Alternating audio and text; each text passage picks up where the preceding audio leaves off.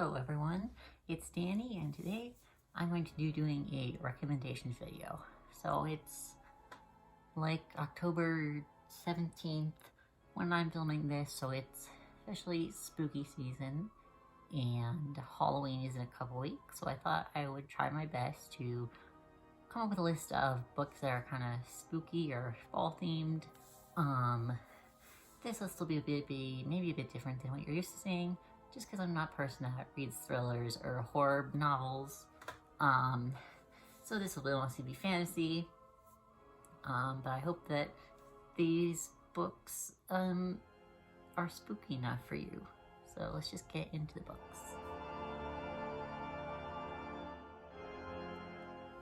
So the first book that I would like to recommend is Serpent and Dove by Shelby Mahurin. This is a book that I read in 2019, and it's actually a completed series now. If you're looking for a completed series, there's 3 books out. I still haven't read the last one. I didn't love the second one, so I'm not sure if I really want to finish the series, but we'll see. Maybe I will eventually. So these books follow a girl named Louise LeBlanc, and I definitely said the last name wrong, so I apologize for that ridiculous pronunciation. But she is a witch, but she has her powers. No one really knows that she's a witch, besides her friends, and she accidentally gets into this arrangement where she's forced to marry a witch hunter, which in the society there's basically these people who hunt witches, and she's forced to marry one of them named Reed. So this book is really fun. It's really funny. Like, I cracked up while reading it because Louise is such a funny character. It has a really cute enemies to lovers romance going on, so I definitely recommend it, and it is very spooky and witchy. And yeah, that's the first book. And the next book that I thought I would recommend to you was Beautiful Creatures by Garcia and Margret Stohl. So this book is like a classic YA book that came out in probably 2010 something. So it's been an old book. It's been a very long time since I've read it, so honestly I can't really give you a great synopsis. But I read it, I think, in middle school, and I really loved it. I haven't read it since. I think I would still like it if I were to reread it. But yeah, so basically this is set in a town called Gatlin, and I think it's in South Carolina. This is a super small town, and this girl named Lena moves in, and her family's kind of weird, and they actually have a curse that is, the family has a family curse, and they are also a family of witches. They're actually called casters, I think, in this series, instead of witches. But yeah, and then the other main character is Ethan, and he starts having these dreams of this girl, and then he goes to school, and then the girl is Lena, so he saw her in his dreams before he meets her.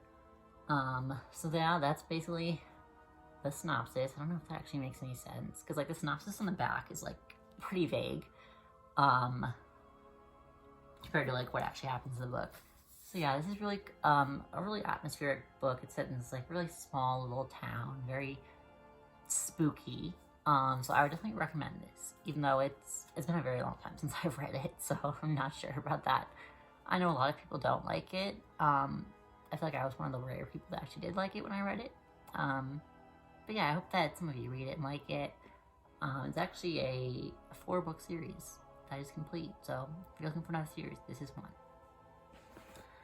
And the next book that I have is kind of like a wild card. I wasn't really sure if this even counted, but I thought that I wanted to add this to the list. So that is The Young Elites by Marie Lu. So this is another book that I haven't read in many years. I read this in middle school, so like 5 years ago. So this takes place in a fantasy world where there was basically this plague that kills a bunch of people, and then the people that get it end up with powers. And they also end up with like some sort of mark to show that they have these powers. And main character Adelina basically has powers where she can create illusions. And she lost her eye, so she only has one eye now, and she also has silver hair because of the plague that she got. So that is what it's about. It's definitely like a very dark book. It has like a very gloomy atmosphere. It's very kind of like freaky.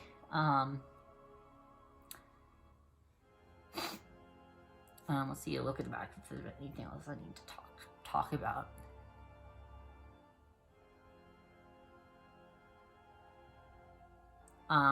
But yeah, this is also kind of like a villain origin story. Adelina's kind of like this character that is kind of feared, and she's kind of turned slowly corrupt throughout the series. So it is a really great series. It has like a lot of like morally great characters. I'd really recommend it. And it's also by Marie Lu, who is the author of Legends, so one of my favorite authors. And it's also one of their completed series. There is a trilogy. So yes, I would recommend this one.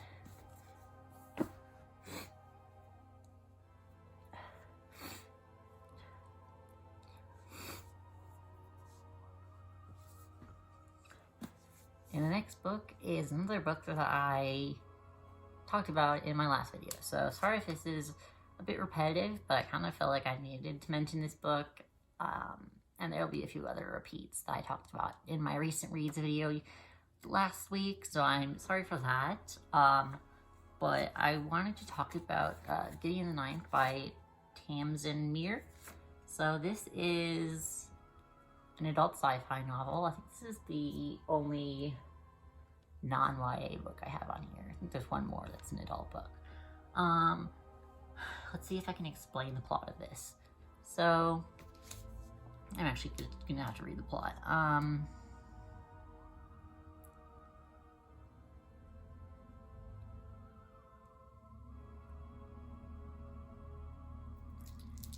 So basically this is set in this world where there's these 9 houses that are in different parts of this solar system. And they also serve this like guy, they refer to him as God, but he's basically the emperor of these 9 houses. And basically the emperor calls for the 9 houses to go to this place called Canaan House, and they don't really know like what's gonna happen in Canaan House, but the prize that they're all fighting to get is to be a lictor, which is basically this like immortal, all-powerful person that is, serves the emperor and can't die and like lives forever. So that's what they're trying to achieve. And 2 people get sent to Canaan House from each house. The first person is a necromancer, so someone who can communicate with the dead, or do something with the dead. So main character Gideon gets sent to be a cavalier, which is basically like a swordsman. So they send a cavalier and a necromancer, and Gideon gets sent with Haro, who is basically her like childhood nemesis. So that's like, it's like really funny because there's a lot of banter and they hate each other for most of the book. So that's really funny. Sorry if that was a very bad explanation, but yeah. They get sent to this crazy mansion thing to kind of like fight it out, and like solve these puzzles, and whoever solves the most puzzles is a lictor. But then it kind of goes south and people start dying. They don't really know why people are dying. So yeah, it's a really crazy book. Kind of hard to explain if that's not this made any sense to you. But it is really cool. It's quite violent, and there's also like the necromancer Haro can control, like, bones. So she, kind of moves, like, skeletons around, so it's kind of creepy in that way. Yeah, I really liked this, and then there's also a second book. And it's supposed to be, I think, a 4-book series, but only the first 2 are out, so just be wary of that. And then these books are also queer. I believe the main 2 characters are both lesbians, so that's really cool. It's very, like, casual queer up. But yeah, I really like these books, and they definitely are spooky. And the next book I wanted to talk about is the other book that I talked about in my most recent video. And that is In the Ravenous Dark by A.M Strickland. So this is another fantasy. It follows this girl named Ronan, who is a blood mage, but she has kind of concealed that she's a blood mage her entire life and not told anyone, because blood mages in these worlds have to be entered to these, like, spirits of these, like, undead people, and these spirits are kind of, like, connected to them, and they have to be connected to these spirits, and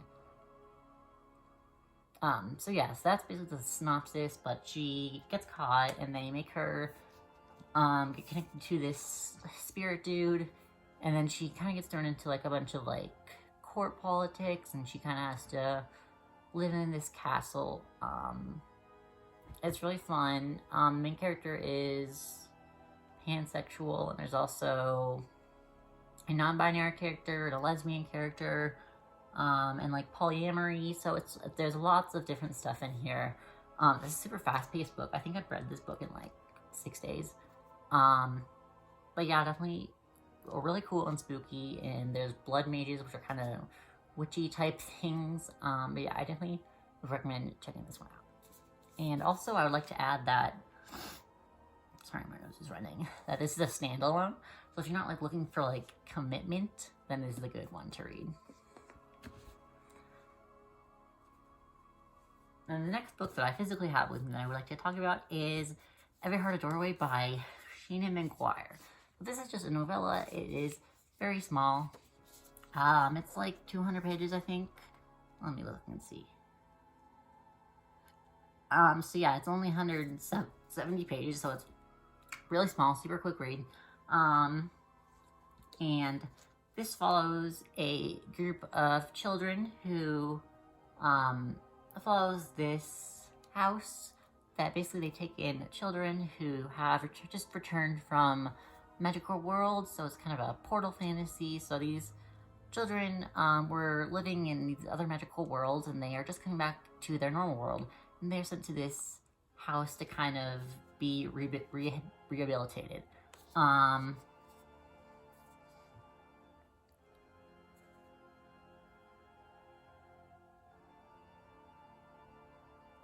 So the main character's name is Nancy, and she is asexual. So that's very cool. And basically, they're in this kind of, like, boarding school, and basically these murderers start happening. So it kind of turns into, like, a murder mystery. There's a lot of, like, really quirky characters in here. And then I like to say that this is also a series, but they're all really small, so it's really super easy to speed through them. So the second one is called Down Among the Sticks and Bones, which I did read earlier this year. I didn't like as much as the first one, but that one has more of a spooky atmosphere. So I recommend that one as well. But yeah, I would definitely recommend checking these out if you're looking for something that is, like, super fast, like you can read in a day. And the last book, I don't have a copy of, but I thought I would recommend anyway, and it is the book that I'm currently reading, and it is Cemetery Boys by Aidan Thomas. So this book follows Gadriel, who is trying to become this type of magician. I forgot what they're called. Magician, who can kind of, like, see and communicate with the dead, and they are in charge of getting spirits into the afterworld. So he is a transgender boy, so his family doesn't want him to be those kind of magicians, because in this world there's kind of, like, a role for girls and there's a role for boys, so they don't think he should be one. who is communicating with the spirits. So he decides to like go do this ceremony by himself. And then he accidentally summons the ghost of a boy that goes to his school. And this boy, Julian, does not want to move on. He doesn't want to go to the afterlife. So he kind of goes on a journey with Julian to kind of figure out, like, what happened to Julian, and also, his cousin also dies at the beginning of the book. Yadriel's cousin dies at the beginning of the book. And they don't know, like, what happened to his cousin, so he's trying to figure out what happened to his cousin as well. So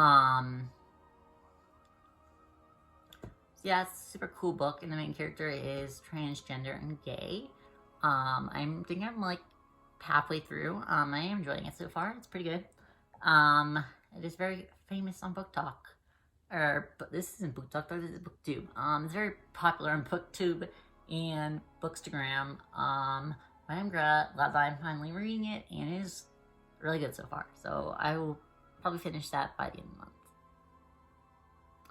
Alright, and those are all the books I wanted to talk about today.